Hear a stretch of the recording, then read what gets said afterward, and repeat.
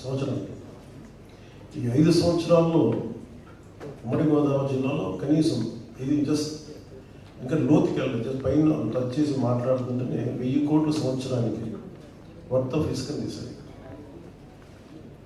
200 కోట్లు Andhra Pradesh mineral development కార్పొరేషన్కి 20% tax ఇచ్చేసారు. తిరిగి అది ఎక్కడికి రావాలంటే పంచాయతీకి రావాలి, లోకల్ బాడీస్కి రావాలి. ఆ డబ్బు ఎప్పటికీ రావాలి. ఇక్కడికి ఎంత వచ్చిందన్నది దాని మీద ఒక స్పష్టత లేదు. సో అట్లా ఈ 5 సంవత్సరాల్లో దాదాపు 5,000 కోట్ల వర్త్ ఆఫ్ ఇది ఆన్ రికార్డ్ ఉన్నది. ఆఫ్ రికార్డ్ ఎంత చేశారో మనం చెప్పలేదు. సో అదొకటి దీని గురించి బయటికి కొంచెం బలంగా తీయాలన్నమాట.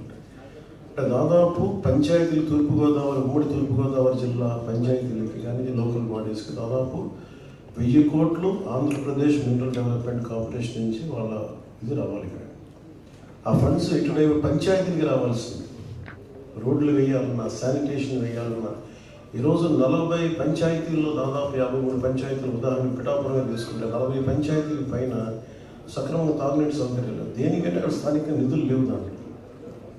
సో పంచాయతీల నుంచి సంపాదించిన డబ్బుని తిరిగి పంచాయతీలకి ఇవ్వాలి. అది ఇవ్వకపోవడం వల్ల ఒక చాలా ఫండ్ ఫ్లోస్ అది వన్ ఆఫ్ ద స్ట్రీమ్, ఒక ప్రవాహం. అట్లా చాలా మల్టిపుల్గా చూస్తూ ఉంటే చాలా మల్టిపుల్ ఫ్లో ఆఫ్ ఈ ఫండ్ రైజింగ్లో చాలా ఇబ్బందులు ఉన్నాయి, సరిగ్గా చేయలేదు. సో వీటన్నిటిని కొంచెం డీటెయిల్గా చేసుకుని దీనికి ప్రాపర్ రిపోర్ట్ మీకు ఒక 45 గంటల్లో కలెక్టర్ షామోహన్ గారిని మాకు నివేదిక ఇస్తుంది. దాన్ని will take it forward to the cabinet, మీకు కూడా తెలియజేస్తాం.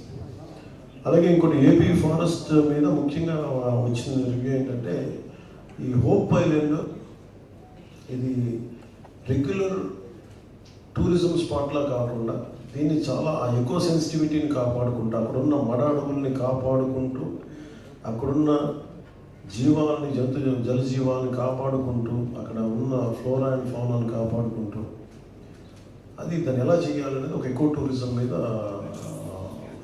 ఆ నేపథ్యంలో దాన్ని జాగ్రత్తగా కాపాడుకోవాలి. దాని మీద ఒక బలమైన ప్రజెంటేషన్ జరిగింది. దాన్ని ముందుకు తీసుకెళ్తాం. అలాగే స్మార్ట్ సిటీకి సంబంధించి కొంత బ్యూటిఫికేషన్ ఆఫ్ ద సిటీ అంటే ఎంపీ శ్రీ ఉదయ్ శ్రీనివాస్ గారు వారికి తెలియజేశారు. అది తెలియజేసింది కూడా ఏంటంటే కూర్చోబెట్టి మన కాకినాడకి కొన్ని ప్రత్యేకమైన ప్రాజెక్ట్స్లో ఎకో టూరిజం సంబంధించి కానీ లేదంటే సెంట్రల్ మనకి జలజీవన్ మిషన్ రావాల్సిన నిధులు కానీ ఇవన్నీ ప్రత్యేకంగా కేంద్ర ప్రభుత్వం దృష్టికి తీసుకెళ్ళమని వారిని కూడా దీంట్లో పాల్గొనడం జరిగింది. ఏవైతే పాయింట్స్ రేస్ చేసామో